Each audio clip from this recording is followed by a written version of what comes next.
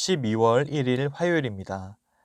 오늘 새벽 우리에게 주시는 하나님의 말씀은 요엘 1장 1절에서부터 12절까지의 말씀입니다. 부두엘의 아들 요엘에게 임한 여호와의 말씀이라. 늙은 자들아 너희는 이것을 들을지어다. 땅의 모든 주민들아 너희는 귀를 기울일지어다. 너희의 날에나 너희 조상들의 날에 이런 일이 있었느냐. 너희는 이 일을 너희 자녀에게 말하고 너희 자녀는 자기 자녀에게 말하고 그 자녀는 후세에 말할 것이니라. 팥중이가 남긴 것을 메뚜기가 먹고 메뚜기가 남긴 것을 느치가 먹고 느치가 남긴 것을 황충이 먹었도다. 취하는 자들아 너희는 깨어 울지어다. 포도주를 마시는 자들아 너희는 울지어다. 이는 단 포도주가 너희 입에서 끊어졌음이니 다른 한 민족이 내 땅에 올라왔음이로다. 그들은 강하고 수가 많으며 그 이빨은 사자의 이빨 같고 그 어금니는 암사자의 어금니 같도다. 그들이 내 포도나무를 멸하며 내 무화과 나무를 긁어 말갛게 벗겨서 버리니 그 모든 가지가 하얗게 되었도다. 너희는 처녀가 어렸을 때 약혼한 남자로 말미암아 굵은 배로 동이고 애곡함 같이 할지어다. 소재와 전제가 여호와의 성전에서 끊어졌고 여호와께 수종드는 제사장은 슬퍼하도다. 밭이 황무하고 토지가 마르니 곡식이 떨어지며 새 포도주가 말랐고 기름이 다하였도다. 농부들아 너희는 부끄러워할지어다. 포도원을 가꾸는 자들아 곡할지어다. 이는 밀과 보리 때문이라. 밭의 소산이 다 없어졌음이로다. 포도나무가 시들었고 무화과나무가 말랐으며 석류나무와 대추나무와 사과나무와 밭의 모든 나무가 다 시들었으니 이러므로 사람의 즐거움이 말랐도다. 아멘. 요엘서 1장 1절을 시작하며 구약의 많은 선지자가 그러하듯 이 말씀의 출처를 정확히 밝혀주므로 결코 자신들의 생각대로 메시지를 만들어 전하는 것이 아니라 오직 하나님께서 주신 말씀을 신실하게 전하고 있음을 보여주고 있습니다. 부두엘의 아들 요엘에게 임한 여호와의 말씀이라. 부두엘의 아들로 소개되고 있는 선지자 요엘은 그의 이름의 뜻이 여호와는 하나님이시다라는 정도만 알 수 있고 더 이상 그에 대하여 소개하지 않고 다른 선지자들처럼 자신이 사역했던 시대에 통치했던 왕들 또한 밝히고 있지 않습니다. 그러나 그는 분명 하나님의 사람이며 하나님께서 보내신 선지자로서 모든 힘과 사역의 원천이 곧 그에게 일어난 하나님의 사건임을 알 수 있습니다. 선지자 요엘은 재앙에 직면한 모든 사람들을 향해 금식하고 애통하며 하나님께 부르짖을 것을 촉구합니다. 재난에 대해 슬퍼하며 그 심각성을 의식하라고 권고하는 것입니다. 먼저 2절과 3절에 보시면 늙은 자들, 모든 주민들, 모든 자녀들을 향해 듣고 귀를 기울이고 말하라고 말씀합니다. 과거에 결코 들어보지 못했던 사건이 벌어졌음을 외치고 있습니다. 요엘은 모든 사람들에게 집중을 요구하고 있죠. 그만큼 그들이 체험하고 있는 일이 매우 충격적이고 두려운 일이기 때문입니다. 그 일은 바로 메뚜기 떼의 습격 사건입니다. 4절 말씀입니다. 팥중이가 남긴 것을 메뚜기가 먹고 메뚜기가 남긴 것을 느치가 먹고 느치가 남긴 것을 황충이 먹었도다. 이 메뚜기 떼의 왕성한 식욕이 이스라엘 전체 땅을 휩쓸어 버렸으니 그 곡식과 풀뿐 아니라 과일나무 잎까지 전부 사라진 것입니다. 또 메뚜기 떼가 포도원을 완전히 파괴해버린 상태이기에 더 이상 포도주를 구할 수 없으니 슬퍼할 수밖에 없는 시대가 도래했습니다. 그래서 5절에 취하는 자들아 너희는 깨어 울지어다. 포도주를 마시는 자들아 너희는 울지어다. 이는 단 포도주가 너희 입에서 끊어졌음이니라 라고 말씀합니다. 당시 풍요로운 포도주가 하나님의 축복의 상징인 것처럼 포도주가 없음은 하나님의 심판으로 이해할 수 있었습니다. 그러므로 요엘은 메뚜기 떼가 단순한 자연적인 재앙이 아님을 깨달았던 것입니다. 계속해서 요엘 선지자는 메뚜기 떼를 이방 민족의 침입에 비유하며 그 광경을 마치 사자가 먹이를 먹는 모습으로 묘사합니다. 6절에 보시면 다른 한 민족이 내 땅에 올라왔음이로다. 그들은 강하고 수가 많으며 그 이빨은 사자의 이빨 같고 그 어금니는 암사자의 어금니 같도다 말합니다.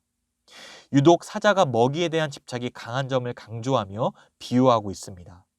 이처럼 남김없이 완전히 이스라엘 들판을 먹어치웠던 것이죠. 메뚜기 떼는 포도원뿐만 아니라 무화과 나무들도 망쳐놓았습니다. 7절 그들이 내 포도나무를 멸하며 내 무화과 나무를 긁어 말갛게 벗겨서 버리니 그 모든 가지가 하얗게 되었도다. 나무의 껍질까지 다 벗겨놓은 상태라 앞으로 몇 년 동안은 좋은 수확을 기대할 수 없습니다. 포도와 무화과는 이스라엘에서 주로 재배되던 과일인데 농사가 모두 수포로 돌아갔으니 백성들의 삶은 궁핍해졌을 것입니다. 지금까지 노인들과 주민들에게 메뚜기 떼의 피해에 대하여 슬퍼하고 권면했던 요엘 선지자는 이제 온 백성들을 향하여 슬퍼하라고 선언합니다. 그렇다면 이스라엘은 얼마만큼 슬퍼해야 될까요? 8절에 마치 남편을 잃은 아내처럼 슬퍼하라고 말하고 있습니다. 이스라엘의 풍습에 의하면 남편 될 사람이 아내 될 사람의 몸값을 치르면 결혼 날짜까지 두 사람은 아내와 남편으로 불렸다고 합니다. 본문이 묘사하고 있는 이 상황은 처녀가 이제 시집 가는 날 색동옷을 꺼내놓고 결혼을 기다리다가 갑자기 들려온 남편 될 사람의 죽음의 소식에 망연자실하여서 색동옷과 대조적인 까만 베옷으로 갈아입고 통곡하는 모습입니다. 전혀 예측하지 못했던 일이 벌어졌을 때 그 황당함과 당혹스러움이 이들을 덮친 것입니다. 아울러 메뚜기 떼의 피해가 결코 백성들에게만 적용되는 것은 아니죠. 백성들의 수입이 줄어들었으니 당연히 성전에 들어오는 재물의 양도 영향을 받습니다. 매일 제사에 사용될 재물의 양도 현저히 줄게 되었고 백성들의 헌금으로 살아가던 제사장들의 생활도 궁핍해질 수밖에 없었습니다. 그러므로 제사장들도 탄식합니다. 9절입니다. 소재와 전제가 여호와의 성전에서 끊어졌고 여호와께 수종드는 제사장은 슬퍼하도다. 여기서 소재와 전제는 아침과 저녁에 양과 함께 드렸던 포도주나 기름에 젖은 곡식입니다. 그래서 10절에 보시면 밭이 황무하고 토지가 마르니 곡식이 떨어지며 새 포도주가 말랐고 기름이 다하였도다라고 말하고 있는 것입니다. 곡식, 포도주, 기름은 구약에 자주 함께 등장하는 것들로서 이스라엘 농업의 세 가지 산물인 목초, 관목, 나무를 대표하죠. 메뚜기 떼의 피해가 이처럼 모든 농작물에 포괄적으로 임했음을 강조하고 있습니다. 메뚜기 떼는 단순히 목초 정도만 먹어치운 것이 아니라 관목과 나무 전체를 모두 먹어치웠던 것입니다. 이스라엘 백성들은 이제 더 이상 자신들이 하나님과 관계하고 있음을 주장할 수 없습니다. 하나님의 교제의 수단을 전부 거두어 가셨기 때문입니다. 구약의 관점에서 생각할 때 땅은 하나님의 선물이었고 특히 약속의 땅 가나안은 대표적인 선물입니다.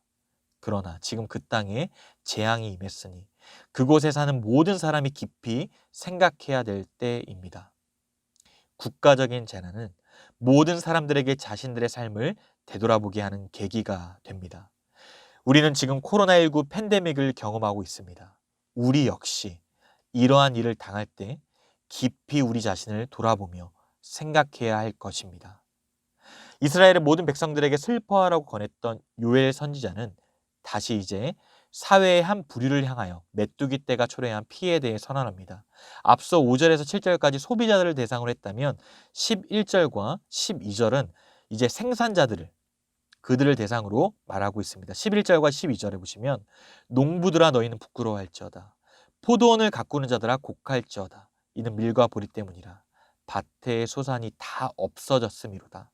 포도나무가 시들었고 무화과나무가 말랐으며 석류나무와 대추나무와 사과나무와 밭의 모든 나무가 다 시들었으니 말씀합니다.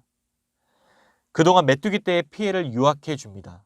이러한 소산물들을 생계의 수단으로 이용해왔던 농부들이 슬퍼해야 하는 상황이 벌어지게 된 것이죠. 이러므로 사람들의 즐거움이 말랐다라고 고백하고 있습니다. 이처럼 하나님께서는 심각한 상황으로 몰아가시며 이를 통하여 즐거움의 근원이 어디에 있는지를 명확히 알게 하십니다.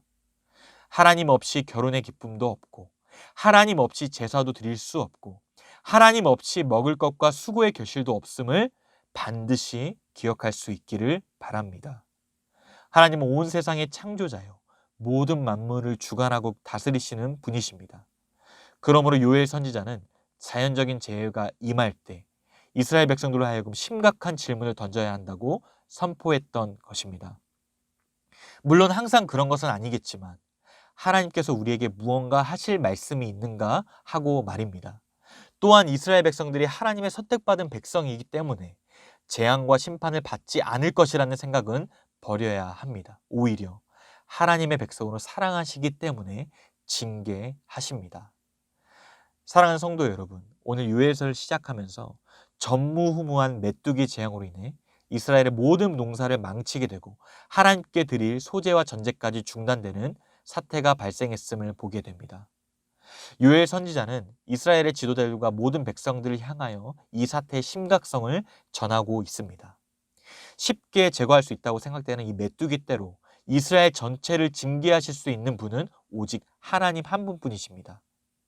요엘 선지자의 이 활동 시기는 아마도 오늘 이 메뚜기 재앙이 있었던 시기로 볼 때 남유다의 8대 왕인 요아스가 다스릴 때로 봅니다.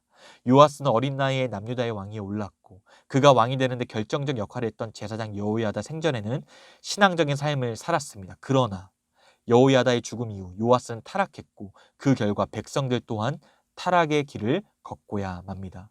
이 일로 인해 당시 유다에는 큰 재앙이 닥치게 되었고 바로 이러한 국난에 처한 유다 백성들을 향하여 이처럼 혹독한 재난이 어째서 일어난 것인지 요엘 선지자는 하나님의 말씀을 그대로 전하며 일깨워주고 있습니다. 물론 유다 입장에서는 위기였지만 실로 그들이 하나님의 백성으로 다시 회복된 삶을 살게 하는 생생한 교훈을 준 사건입니다.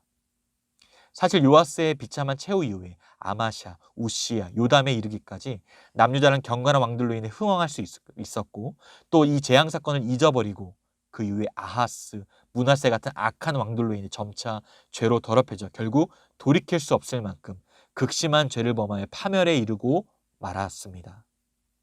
이러한 일들을 통해 우리 시대에 우리는 반면교사를 삼아야 할 것입니다. 신명기에서 말했듯이 내가 생명과 사망과 복과 저주를 내 앞에 두었은지 너와 내 자손이 살기 위하여 생명을 택하고 내 하나님 여호와를 사랑하고 그의 말씀을 청종하며 또 그를 의지하라. 이 말씀처럼 이 말씀을 우리 마음에 새겨서 하나님이 기뻐하시는 삶을 살 수 있기를 원합니다. 오늘도 하나님이 기뻐하시는 하나님의 말씀대로 살아가는 복된 삶이 되시기를 주님의 이름으로 축복합니다. 기도하겠습니다. 하나님 아버지 은혜와 사랑을 감사드립니다. 언제나 하나님과의 관계 회복을 위해 힘쓰며 오직 주님께로부터 오는 즐거움이 마르지 않도록 은혜를 베풀어 주시옵소서. 메뚜기 재앙과 같은 공고한 날이 찾아올 때마다 우리 자신을 늘 돌아보아 눈물로 회개하며 겸손히 주께 부르짖어 기도할 수 있기를 원합니다. 우리의 한계를 날마다 인정함으로 하나님을 더욱 의지하며 말씀을 청종하는 우리 모두가 되게 하여 주시옵소서. 고난을 통해 나 자신을 새롭게 하며 믿음의 열매를 맺는 기회로 삼고 장차 임할 진노를 피할 수 있는 복을 허락하여 주시옵소서. 여전히 상황은 무겁고 힘들고 어려움의 연속일지라 하더라도 감사와 기쁨의 고백으로 결국 주께서 우리를 빛 가운데로 가장 선한 길로 인도하심을 믿고 승리하며 살아가는 우리 모두의 삶이 되게 하여 주시옵소서. 감사드리며 살아계신 예수 그리스도의 이름으로 기도드리옵나이다. 아멘. 개인적으로 기도하실 때 오늘 주신 말씀을 붙들고 기도하시고 주간 기도님을 따라 환우들과 섬김 사역을 위해서 기도하겠습니다. 그리고 예결산을 위한 연말 지식회 또 공동유회를 앞두고 있는데 주님께서 우리 교회를 불쌍히 여겨주시도록 거룩하고 건강한 공동체로 세워지도록 기도해 주시길 바랍니다. 마지막으로 코로나19 신부상교회 공동기도문으로 함께 기도하시겠습니다.